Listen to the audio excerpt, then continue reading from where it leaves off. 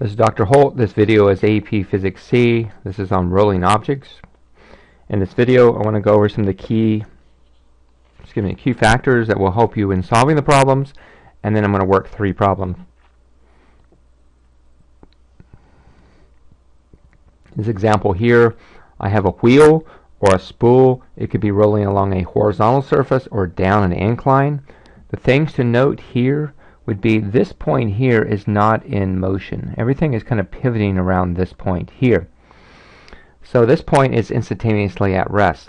Now if we want to find the velocity at any point away from this point, all I need to know is the angular velocity. If I know the angular velocity, I just multiply it by the radius.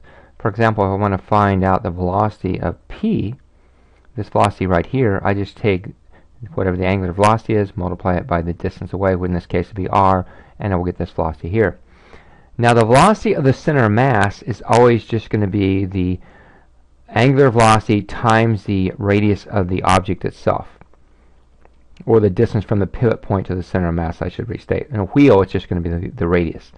Now you've noticed too on objects going by that you see more blurring up in this upper edge. Now the reason being is the velocity at the top of the wheel, in this case, would be the angular velocity times 2r, or angular velocity times the diameter. So the velocity at this point right here will be going twice the velocity of the center. Key equations to know, and I mentioned a couple of these already.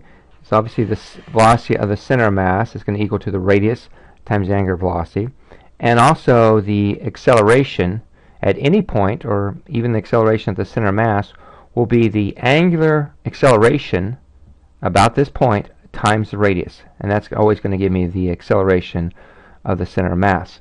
Now the key equation to know and to use in solving this is the kinetic energy equation, but we're going to use the kinetic energy equation as 1/2 the mass times the velocity of the center of mass squared plus 1/2 times the moment of inertia about its center of mass times the angular velocity squared. Alright, let's use these and let's solve 3 problems. This first problem, I have a bowling ball. It has a radius of 12 centimeters. It has a mass of 7.5 kilograms. It's rolling without slipping at 3 meters a second on a horizontal ball return. So the ball is right here. It's coming up this, and it's going to go up this ball return. It's going to come up here, and it's going to stop here. It says model a bowling ball as a uniform sphere and find h. Alright, as mentioned, we know that the angular velocity, let me get a different color, I don't like red. We know the angular velocity times the radius will give me the velocity of the center mass. So we know the velocity of this object right here is just going to be big R equals the velocity initial. So now we can solve for the angular velocity. We can say W, or W omega, is equal to, okay, so the angular velocity is equal to the initial velocity divided by the radius. Now let's go to our kinetic energy equations, and again we know that kinetic energy is going to equal to 1/2 times the mass times velocity squared, and that's our initial, plus 1/2 times the moment of inertia about the center of mass times the angular velocity squared. That's going to be the kinetic energy I have at the top. And then my potential energy, let's write this as, let's do this as initial plus final. We'll set this up as initial. So we could say then plus the potential would equal 0. We're going to set that up into final. When I reach the top, each of these has gone to 0, so it'd be 0 plus 0 plus the mass times gravity times height. Alright, now let's go ahead and let's rewrite this one more time, and let's go ahead and figure out what the moment of inertia is. We know from experience that the moment of inertia about a sphere, about its center of mass, is going to be 2/5 times the mass times radius squared.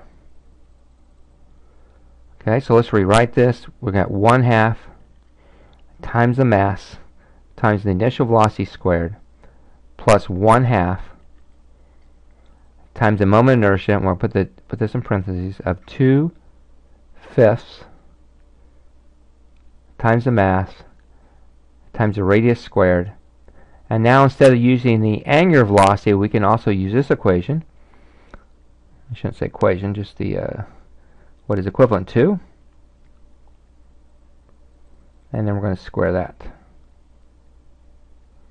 And all we have to do is set that equal to mass times gravity times height. Now look what all cancels out. We can cancel out quite a few things. The mass is here, mass is here, mass is here. I got radius squared here, and then this would be radius squared here, so this is going to cancel out here.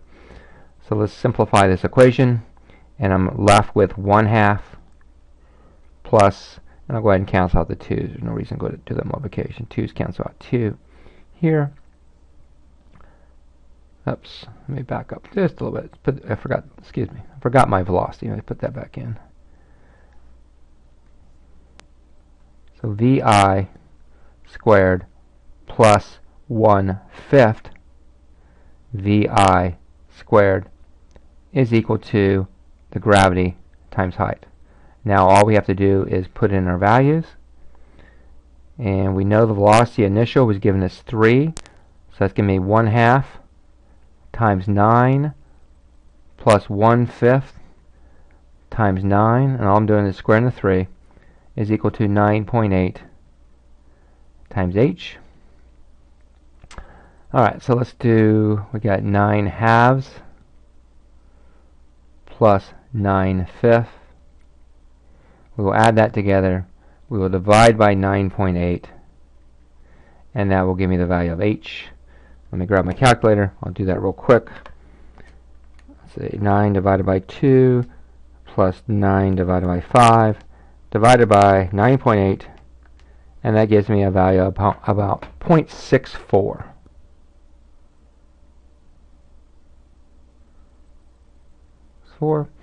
And since our velocity was in meters per second, this would be in meters per second. Okay, interesting problem because the radius played no part in this. The radius all canceled out. So this would be our final answer. Okay, let's look at another problem.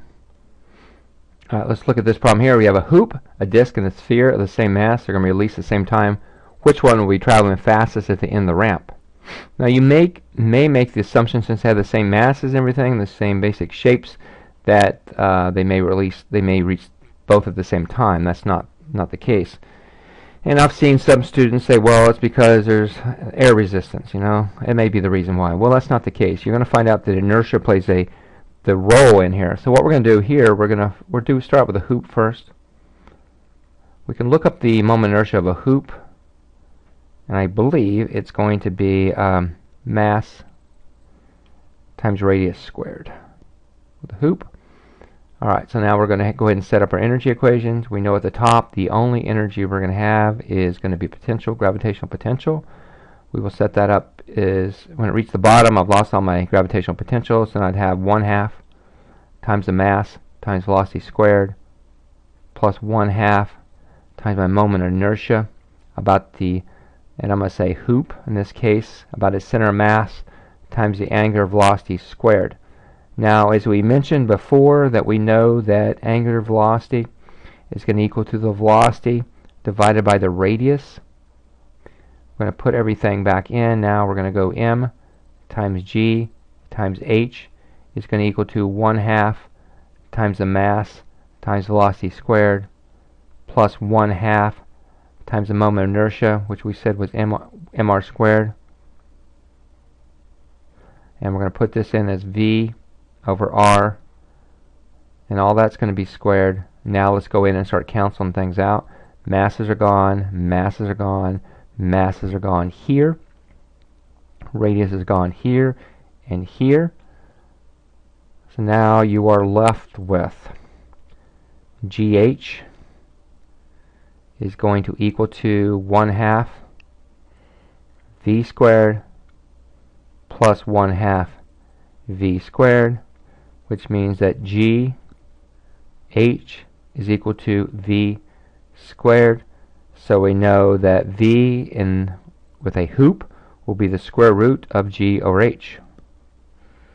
Alright, now let's work, we'll go through and do the disk now. See if we get different things. Alright, so now we're going to work the disk. Actually, I'm going to move this over a little bit to the left. We'll do the disk here. We know in this case that when we do a disk, that the moment of inertia about a disk is going to equal to 1/2 times the mass times the radius squared. We're going to put everything back in. That's going to give me mass times gravity times height is equal to 1/2 times mass times velocity squared. And again, you could simplify this as you go, but I'm going to go ahead and put everything in just so no one gets confused.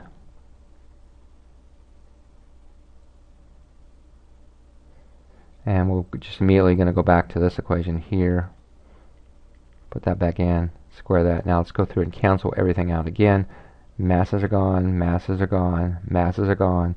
R squareds are gone here and here. Now that's an R, not a V. Now let's see what we get when we simplify. We're going to get G times H is equal to 1/2 V squared plus 1/4 V squared. So when I add that together, that's going to give me GH is equal to 3/4 V squared. So 4/3 GH is equal to V squared. And let me scroll down a little bit, give myself a little bit more room. And in this case, we could say the velocity here is going to equal to the square root of 4/3 GH. So you can tell right now that this velocity is greater with a disk than what it would be with a hoop, because look at the number here. Here I have the square root of GH, here I have the square root of 4/3 GH. Alright, now let's do a sphere. And I'll come down here and give myself, again, more room. When I do the sphere, I could spell sphere, it might help. S-P-H-E-R-E. Okay, when we do a sphere, the moment of inertia of a sphere, if you look it up, is going to be to 2/5 mr squared. Now we'll do the same equation again. Mass times gravity times height is equal to 1/2 mass times velocity squared plus 1/2 times the moment of inertia, which we said was 2/5 m times the radius squared times the angular velocity. And we said the angular velocity is going to be equal to V over R. And we're going to square that. Okay, again, go through and start canceling things out. The masses are gone here, here, and here. And let's see what else I got. The 2's gone here, and the 2 is gone here. R squareds are gone here and down here. So what we're going to end up with is G times H is equal to 1/2 V squared plus 1/5 V squared.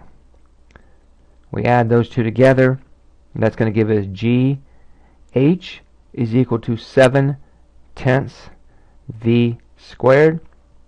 So obviously that V in this case would equal to 10 over 7 GH, and we'll take the square root of that. So notice here that this value here, I'll circle that in red, is greater than a disk. So these would rank as this. The velocity of the sphere will be greater than the velocity of the disk, will be greater than the velocity of the hoop.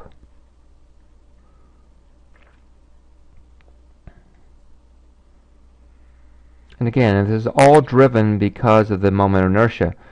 If we go back here and think about it in regards to this, the moment of inertia, or most of the mass in this hoop, is all out here in the outer part.